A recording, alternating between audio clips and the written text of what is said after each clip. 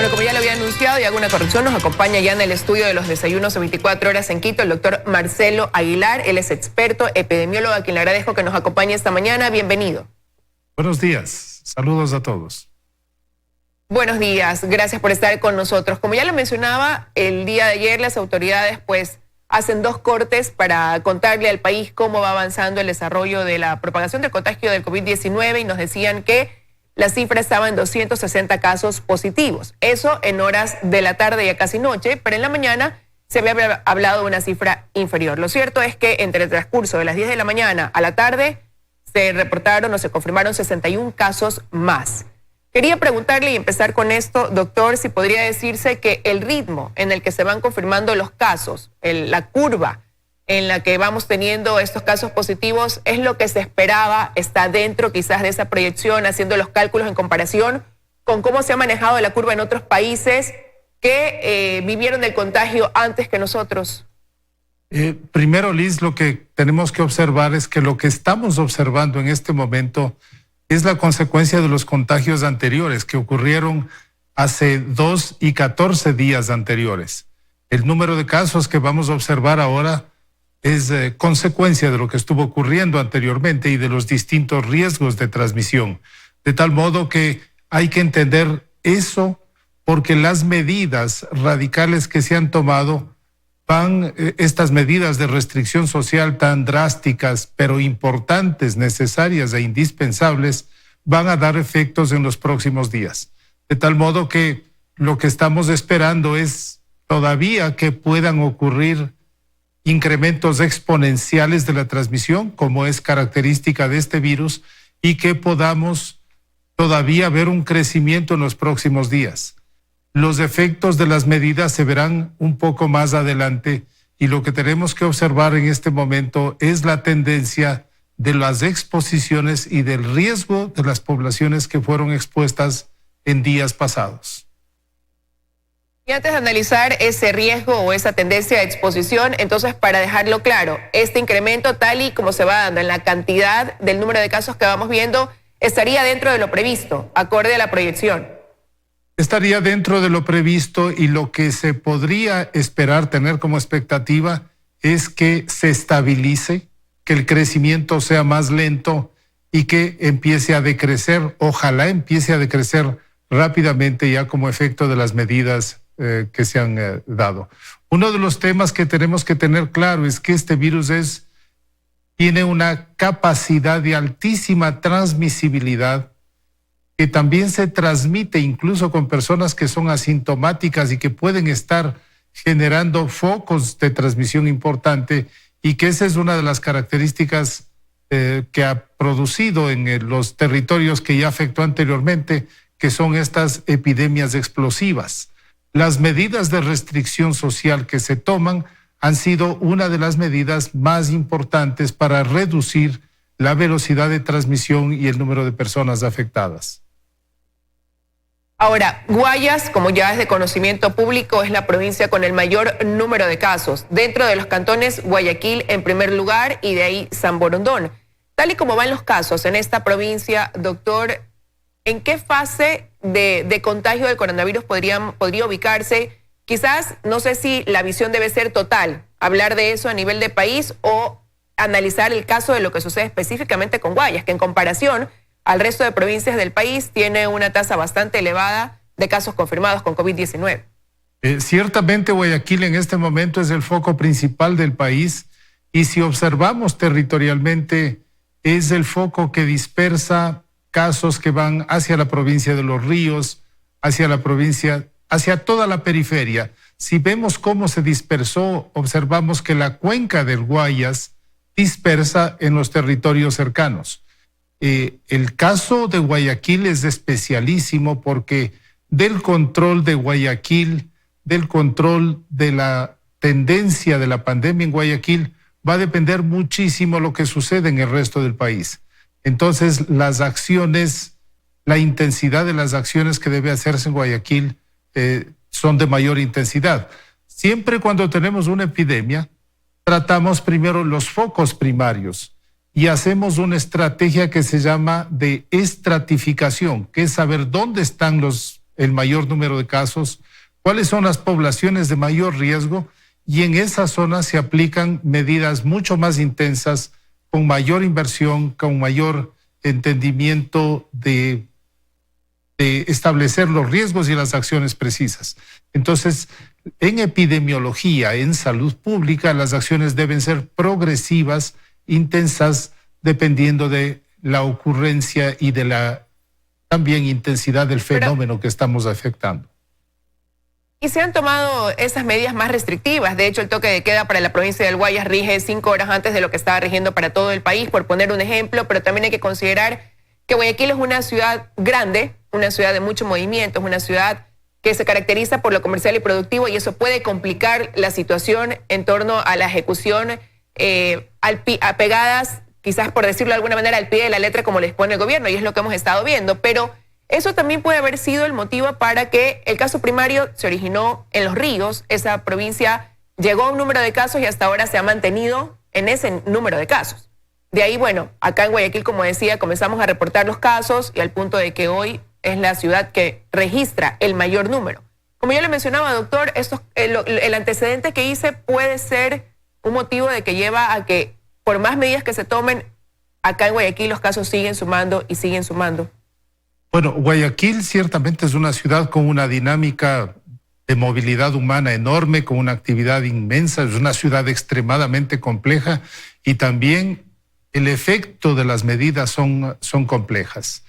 Yo creo que hay un costo enorme en todo el país, en Guayaquil especialmente por las medidas que hay que tomar, pero no hay otra salida.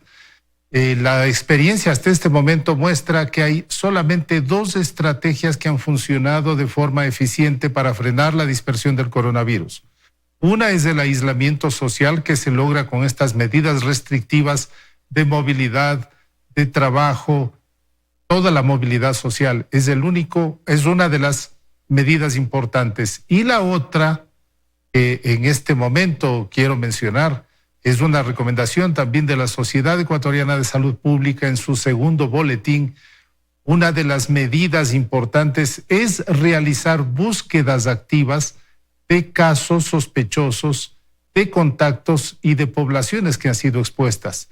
Esta es una estrategia que se aplicó de forma exitosa en Wuhan, en China, en Corea, y que en el Ecuador hay que fortalecer las acciones de búsqueda activa, de búsqueda de sospechosos, de identificación de poblaciones que estén en riesgo, porque esto permite monitorear la circulación del virus.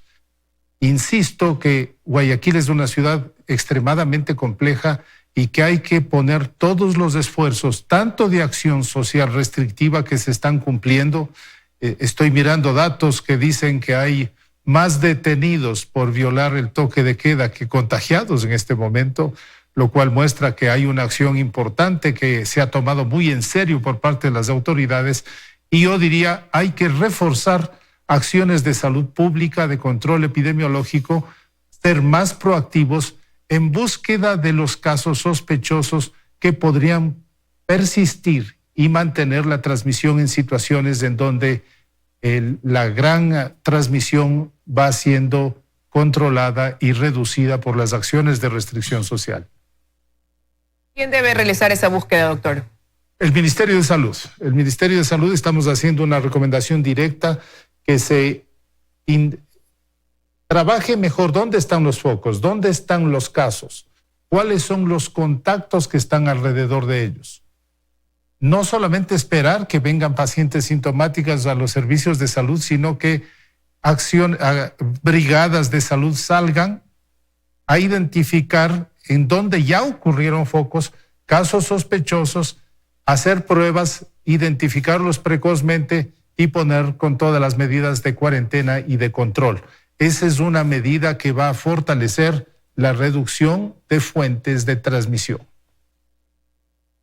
Ahora, como usted ya lo mencionaba también, quienes vivimos acá en Guayaquil, yo creo que la situación va por dos cosas en particular, y sí, cada vez sube el número de detenidos por no cumplir con la disposición del toque de queda, y mitad es la falta de conciencia o de responsabilidad al acatar una medida. y la otra mitad quizás por esa persona que necesita salir, ver cómo se las ingenia, porque él con lo que logra hacer en el día logra que su familia coma. Entonces son dos situaciones que llegan a juntarse y no hay un policía evidentemente para estar atrás de cada persona. Entonces son cosas que sí llevan a que en la ciudad esté más expuesta a la propagación de los casos. Entonces yo creo que eso es lo que también juega como factor predominante y como digo, mitad de las personas es la inconsciencia, ¿no? Que todavía no terminan de entender lo que estamos viviendo. Ciertamente es una situación compleja. El comportamiento humano frente a este tipo de medidas puede ser de distintas polaridades. Mucha gente, yo diría la mayor parte de gente en el país, en Guayaquil, la mayor parte de gente ha acatado. Pero hay gente que se resiste a las disposiciones de la autoridad, o por situaciones personales, o por desconfianza, o porque simplemente las conductas humanas pueden ser poco previsibles en situaciones de esta naturaleza. Entonces yo creo que aquí hay dos aspectos fundamentales, Liz. El uno es insistir en que la disciplina social es la acción más potente, más fuerte para prevenir la transmisión del virus. De eso no queda ninguna duda. Eso hay que insistir y es un mensaje que debemos mantener. Sin embargo, debemos entender también las consecuencias que esto genera. Hay gente que vive del día a día. Hay gente que vive del comercio informal. Hay gente que si no trabaja un día no tiene para comer. Y esa es una condición que ya hay que considerar. Aún no tenemos claro cuánto va a durar esta medida.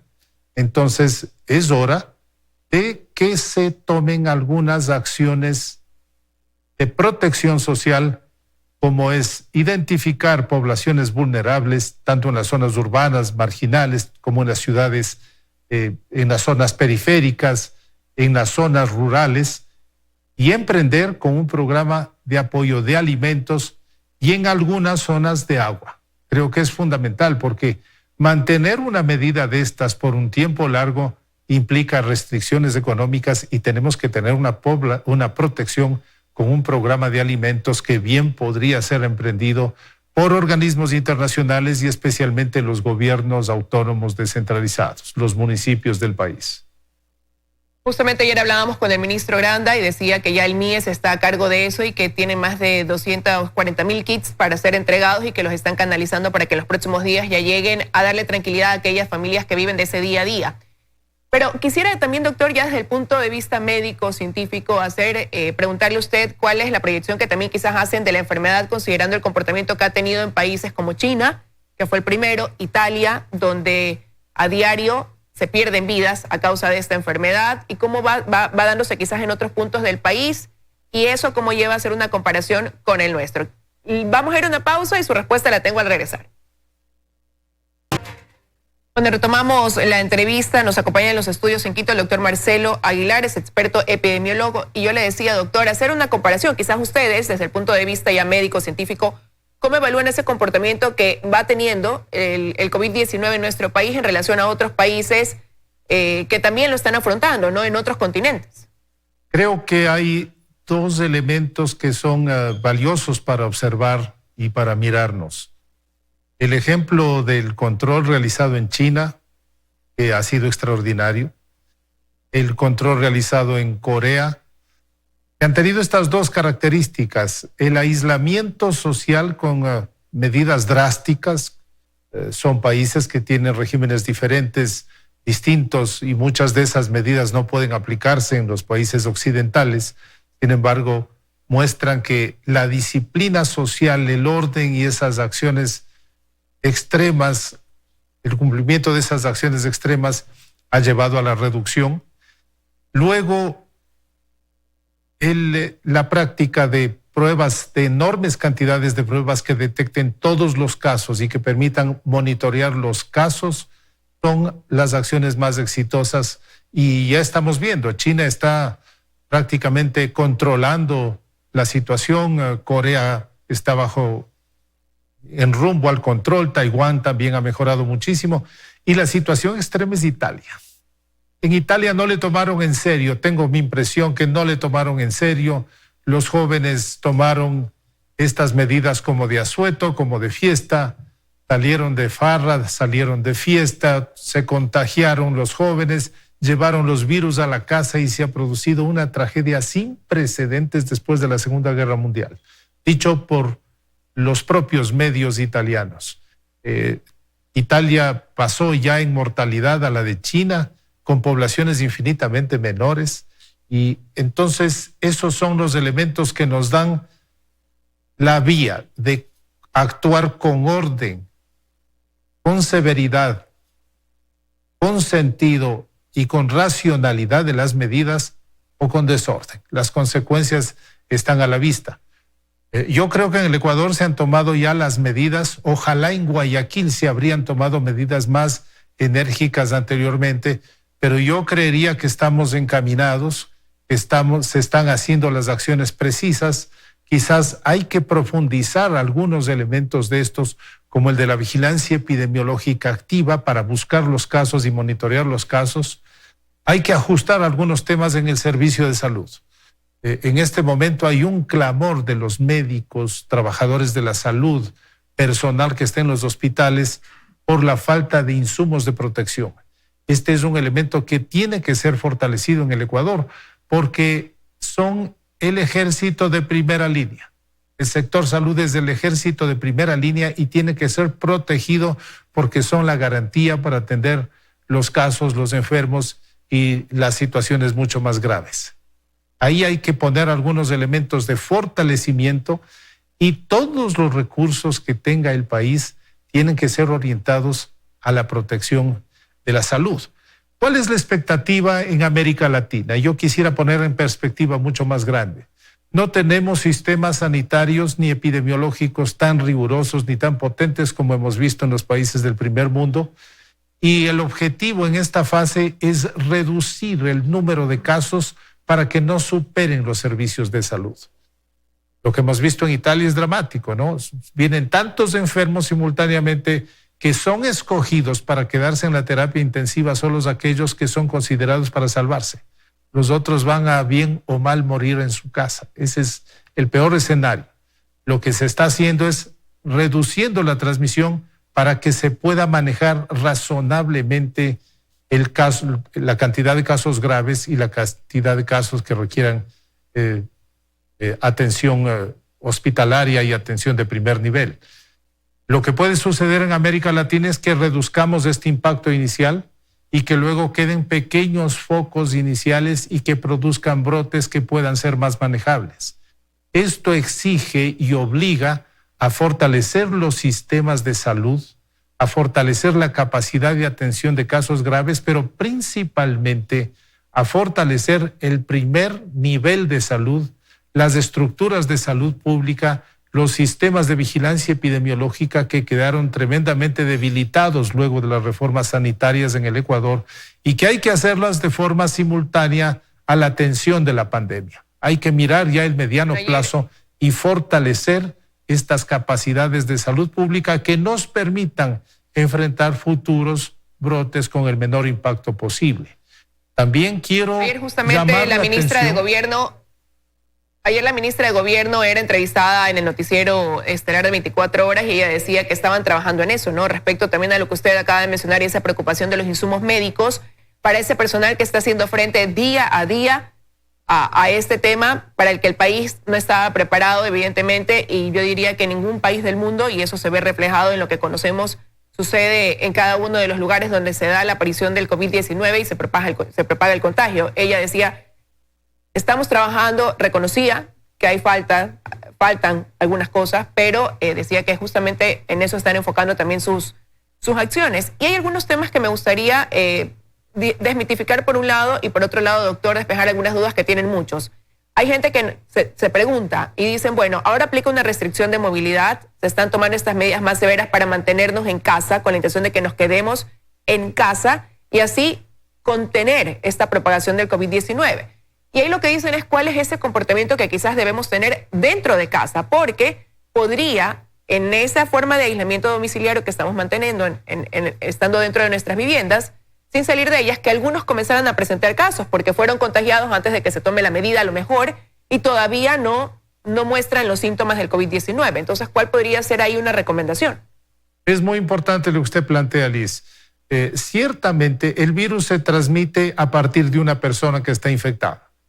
Y alguien en estas condiciones pudo haber sido contagiado anteriormente y empezar a desarrollar los síntomas durante la cuarentena. Entonces, si es que presenta tos seca, dolor de garganta, fiebre, malestar general y dificultad respiratoria, puede ser considerado un caso sospechoso, debe comunicarse con la autoridad de salud a través del 171 que está habilitado, y todas las personas que están alrededor deben ser seguidas en ese sentido. Es muy probable que eso esté ocurriendo, doctor, en algunos casos. Esa es una probabilidad. Pero eso en el caso de aquellos que muestren estos síntomas, pero usted también mencionaba que la particularidad que tiene este virus es que también es asintomático y mientras está siendo asintomático ya está contagiando. Entonces, por ejemplo, por eso yo decía que otro tipo de medidas quizás dentro de casa podemos tomar, incluso para adentro, mientras nos quedamos ahí, mantener algún tipo también de prevención. Cuando estamos en casa estamos muy cerca unos de otros. Lo importante es identificar las personas sintomáticas que podrían ser sospechosas. Quien presente síntomas con estas características que hemos indicado son el indicativo. También debemos recordar, Liz, que hay un número importante de infecciones que son asintomáticas, que pasan de forma inaparente. Aproximadamente el 80% de todas las infecciones son casos leves que no requieren atención médica. 14% van a presentar formas moderadas que requieren alguna atención médica y 5% van a presentar formas graves que van a requerir hospitalización. Lo importante en estos casos es identificar esos signos que podríamos llamar de alarma, ver que es un caso posible, notificar a las autoridades y hacer el seguimiento de la familia en estas circunstancias. De todos modos, debe quedar claro que la reducción del contacto social es el elemento fundamental que va a reducir la transmisión del virus. Liz, yo quisiera tenemos que ir a... Sí, dígame. Yo quisiera hacer una alerta al país. Estamos muy ocupados y preocupados sobre la situación de la pandemia del coronavirus, que obviamente es la mayor prioridad que tenemos en este momento, pero en la costa ecuatoriana, en las provincias de Guayas, Los Ríos y Manabí, está ocurriendo un crecimiento sostenido de casos de dengue. Recordemos que el dengue es una enfermedad viral transmitida por mosquitos Aedes aegypti que se crían en las casas. En algunas zonas, el cantón con mayor número de casos de dengue en este momento es Manta. Hay varios otros cantones de la costa ecuatoriana que están con dengue y tienen que hacerse acciones conjuntas de atención tanto de la pandemia como de estas otras enfermedades endémicas que están ocurriendo. Y es bueno llamar la atención de la población que ahora está en sus casas, que pueden ocupar su tiempo dentro de las casas para eliminar los criaderos de mosquitos, que son todos los recipientes, botellas, basuras que contengan agua, cáscaras de frutas, tanques que puedan ser criaderos de mosquitos, mantener tapados los tanques en donde no hay agua potable, los tanques de abastecimiento, y hacer una acción de limpieza del domicilio que ayude a reducir los mosquitos y también protegernos de otra enfermedad que amenaza la costa ecuatoriana y que debe ser enfrentada de forma conjunta. Sin duda, una buena observación, doctor. Vale la pena. Usted decía, estamos todos enfocados en la pandemia, que es lo que hoy tiene pues los esfuerzos concentrados, pero en esta época invernal, sobre todo en la costa, comienzan a aparecer otras enfermedades también que, como usted decía, ya se muestran, se hacen evidentes. Una de esas, el dengue. Quiero agradecerle que haya estado con nosotros aquí en los desayunos de 24 horas. Un gusto estar con la teleaudiencia, Liz. Buenos días.